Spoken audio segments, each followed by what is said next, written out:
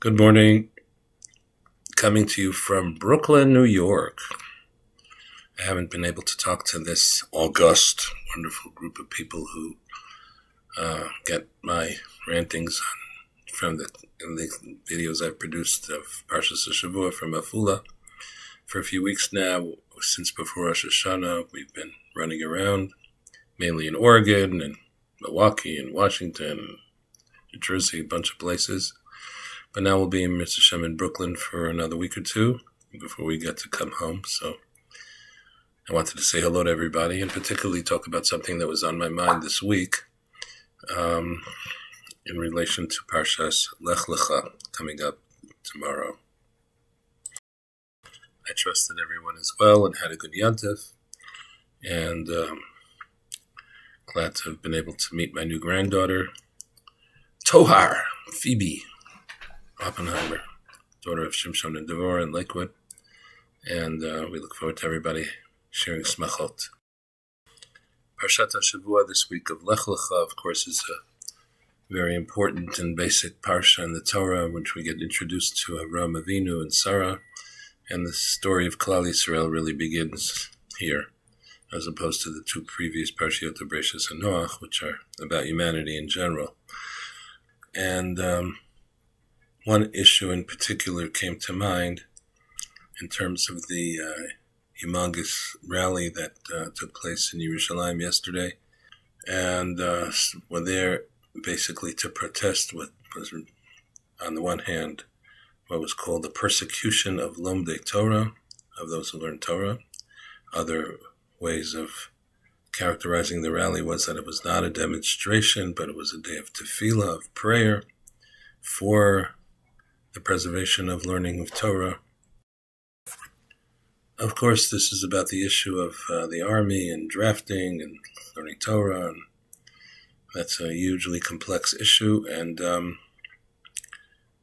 I have strong feelings about it, as I'm sure everybody else does. And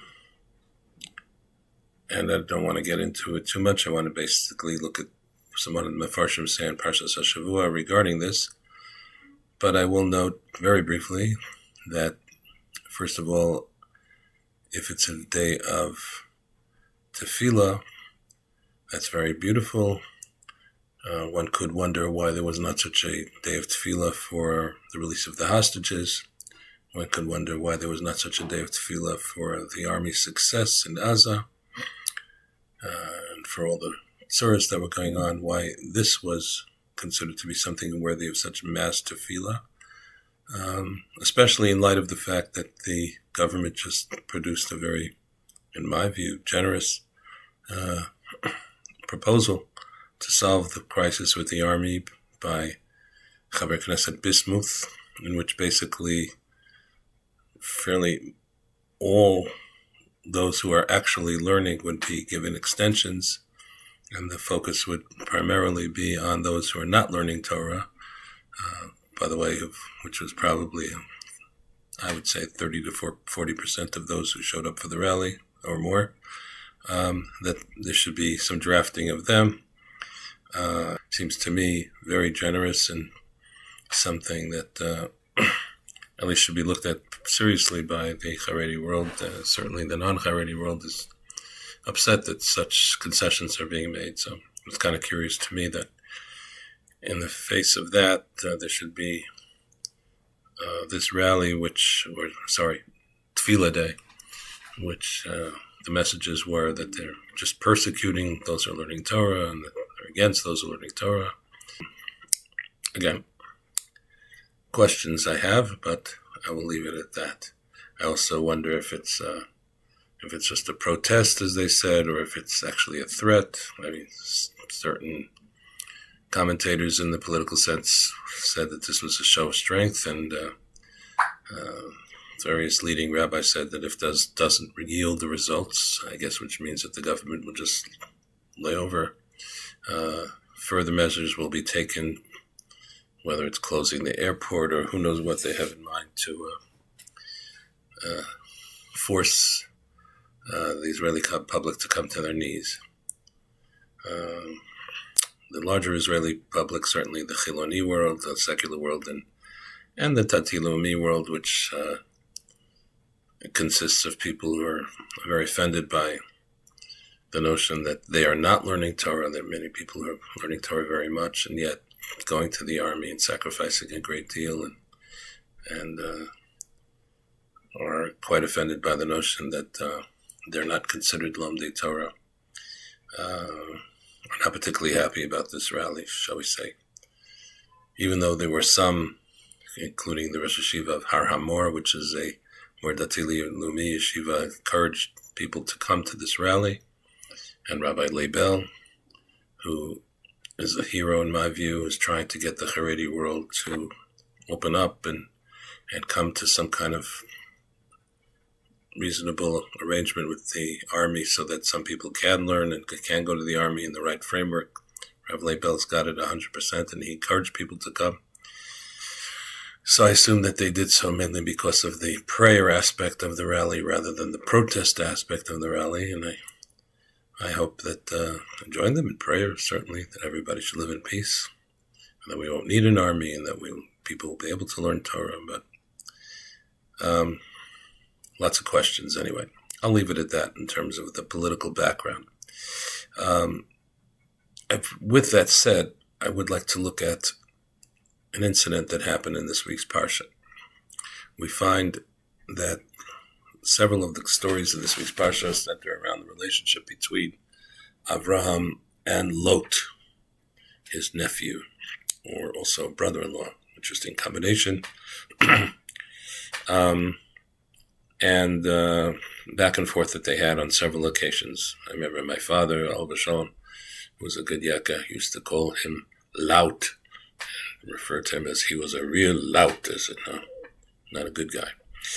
But in this parsha, we find at the beginning where Avram and Lot go down to Mitzrayim together, come back, and then Lot chooses, rather than to stay with Avraham and stay within the proper standards of integrity and watching his shepherds that they should go in the fields of others, would rather go to live in Sodom, the terrible city of people who were sinners. And again, everybody knows the story. Eventually, there's a war. And this is interesting that it's really a world war. The 4 kings against the 5 kings. Those 4 kings coming from all over, from Mesopotamia and all over the country and all over the world, really, and known world at the time, and coming and destroying everything in their path. Must have been a fearsome, unbelievable force. And they wipe away the 5 kings of Sodom. Of course, the 4 kings are kings of large empires. The 5 kings of Sodom are pretty much really like 5 mayors of the various cities of Sodom. It's not really kings against kings. They conquer Sodom, and they take much of the wealth and many of the people as captives, including Lot. Okay, Avraham hears about Lot being captured, and he decides that it's his responsibility to go and do something about that, and goes to war against the 4 kings, and it's miraculous how he somehow defeats these 4 kings who had defeated so many have had an Avram with a small group of people, is able to his chanichim, he's able to come and defeat those 4 kings.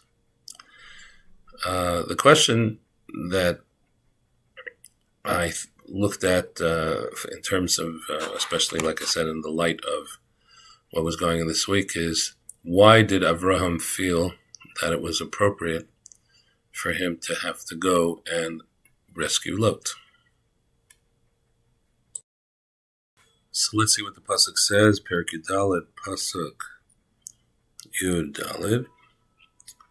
Vayishma Avram ki nishba achiv. Avram heard that his brother, which really means his relative, it wasn't his brother obviously, although he was his nephew, was captured. Vayorek es chanichav. The ArtScroll translates that. He took out Vayorik as he emptied. Chanichav is his trainees.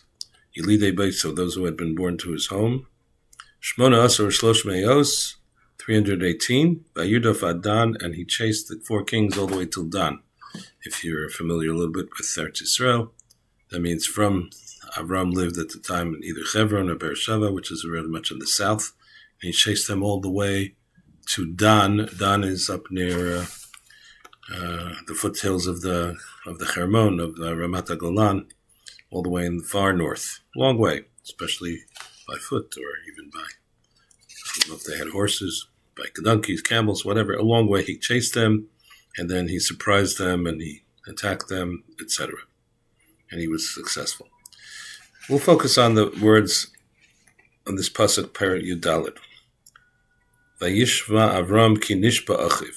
What was his motivation for going? Avram heard his brother had been captured. Okay, his brother had been captured.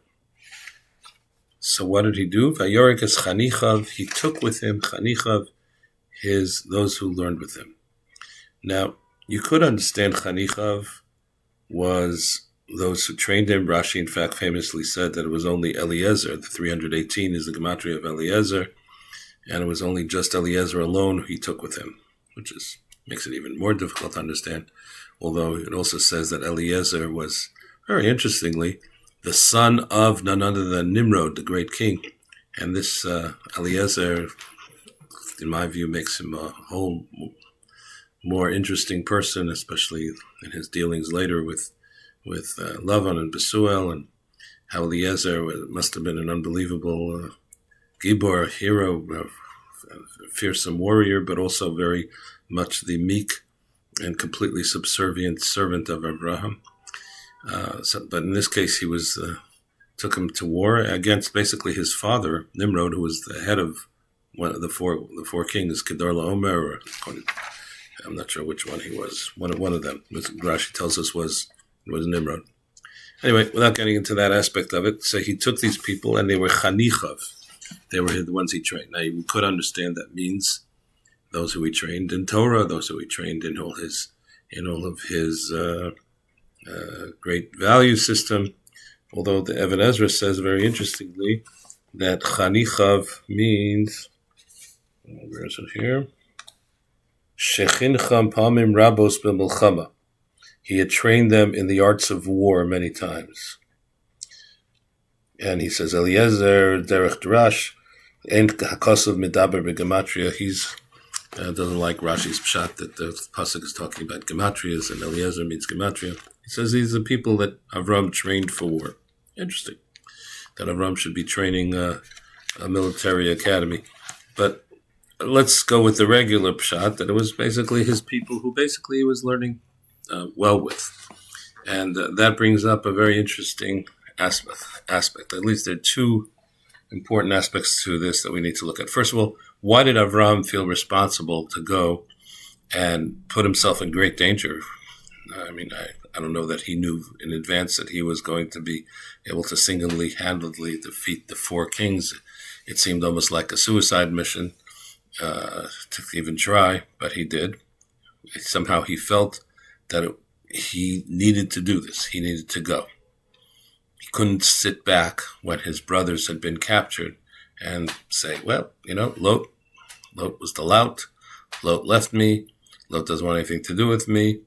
And, it's not my fault. And it's very dangerous. And how can I do it? He didn't feel that way. He felt, kinish ba'achiv, he has to go and do something about that. Now, is Avram praised for that? It would seem, in general, the Torah has a very positive view of his actions. And certainly when he goes back and he's successful and he gets a bracha from Malki Tzedek, if you read the simple text of the Torah, it seems Avram is very praised for his actions. That's not the only view.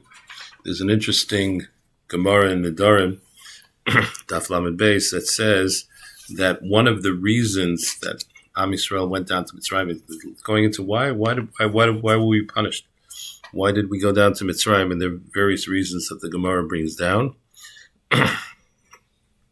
One is the famous one is that it says later in this week's parsha when Avram after the bris beis B'sarim was promised all these wonderful things, actually before the bris beis B'sarim, excuse me, he was promised all these wonderful things. He said, Bama Eda Ki Rishana, Hashem, you promised me this, you promised him now, how do I know you're going to do it? And Avram took him outside and he showed him all sorts of things, but why did he say Bama Eda? He shouldn't have asked. Okay? Because in this story, the Gemara says, he gave back people Sodom to the king of Sodom. He should have kept all those people with him and brought them under the Shechina. But the third reason this brings down is, it says, Mipnei she'asa angaria b'talmidei chachamim, because he made troops out of talmidei chachamim. What the Ran explains in the Durham over there means holichem l'milchama, he took them to war. I've heard this various times as one of the arguments why those who are studying Torah should not be taken to war, because here Avram was criticized for taking those who were studying with him, I guess, to war, and that was one of the reasons that we had to suffer Golus Mitzrayim. He shouldn't have done that. What should he have done? Should he have ignored the whole story? Should he have just gone himself without them? I don't think it's clear from that Gemara. Clearly, the Avraham Avinu was serving Hashem tremendously at every moment.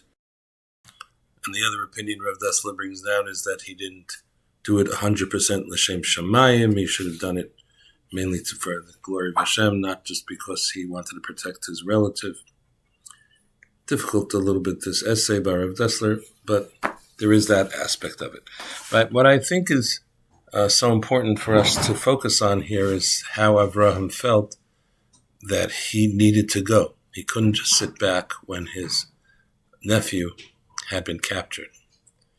Again, I'm not going to discuss any further how people should feel when so many of our brethren were slaughtered, and how when the army needs us to go help defend the country, and when so many others are carrying an enormous burden and spending endless time serving, should they feel a responsibility to also help or not? You can draw your own conclusions. But I did want to share two sources with you. And admittedly, you could have found other sources, and I am cherry-picking to some extent, but that doesn't take away from what they're saying is true or not. So the first is from the Emes Liakov by Rav Yaakov Kamenetsky, Zechet LechLecha, who speaks on this pasuk. And just to say quickly what he says, first of all, whether or not Avram was mechuyev to save Lot, he was certainly not mechuyev to put himself in sakana. But why did he do so? Very interesting. He says because the avos, these patriarchs, were called yesharim, the ones who were straight, the ones who were full of integrity.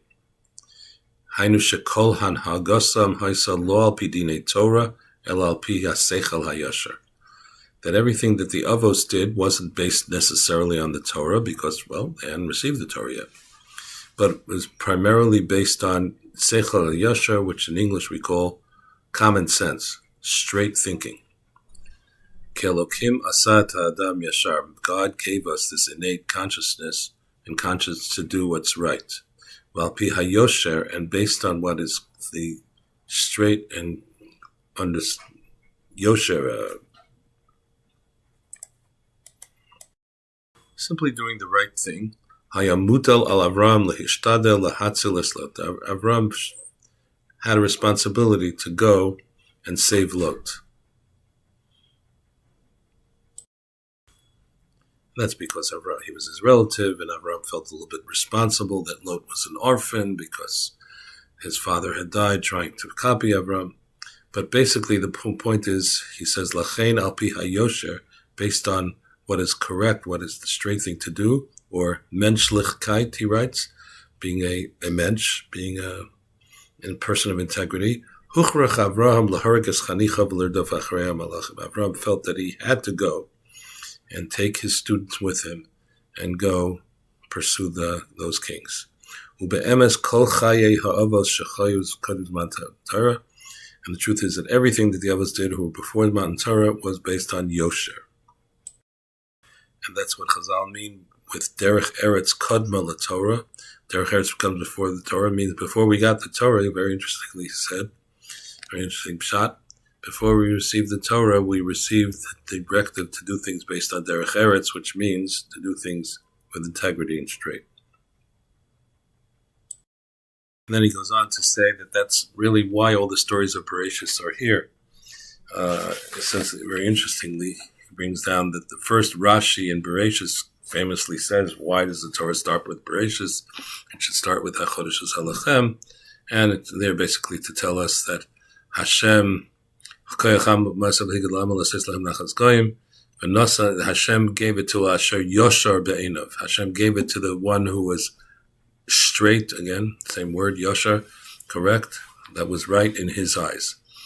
And he asks an interesting question. So that we understand why we have Parshas Bereshis. Tell us that Hashem created the world and it's Hashem's to give to who he wants. But what do we need the rest of Sefer Bereshis for? He said, Avol Kol HaParshas Mi LechLecha and Parshas Bo, all those Parshas, what are they important for? Why the Torah goes to straight length, and Rashi doesn't explain that. He says, according to what we've said,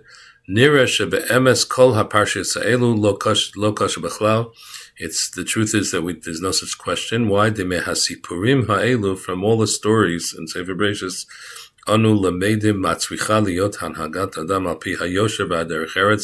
we're supposed to take lessons as to what the right action is to do based on basic integrity, basic derech eretz, and that we can even ask from goyim to act that way. Mitzvahs lo nitnu lahem, that even though they didn't have mitzvahs, nevertheless they should have yashras to do the proper thing, including which is that if your brothers are captured, you have a responsibility to go and do what you can to save them.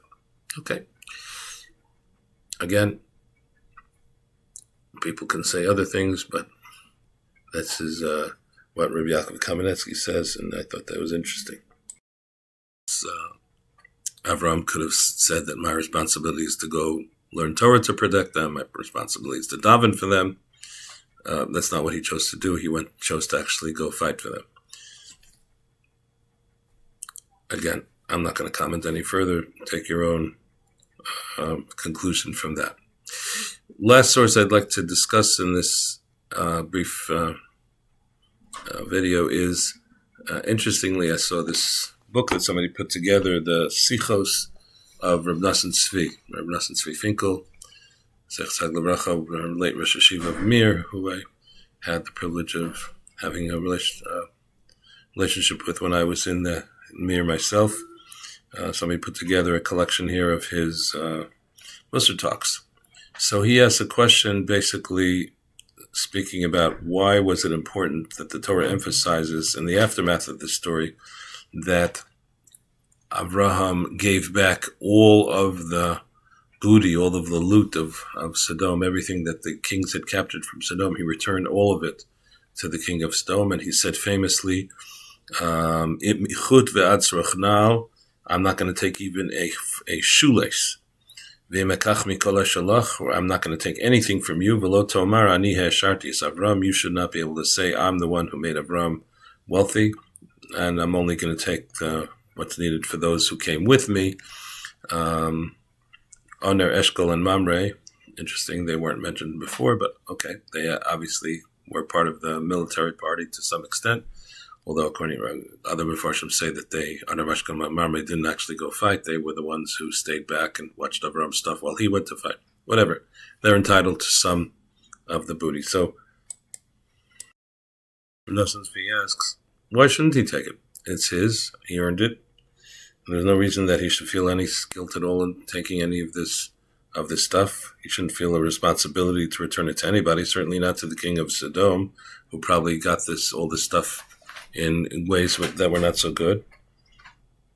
Why is Avram sort of saying that he had to justify if he would have kept anything and making it very adamantly, I'm not going to keep anything at all, not even a shoelace? What's this about? So he says, what this is about,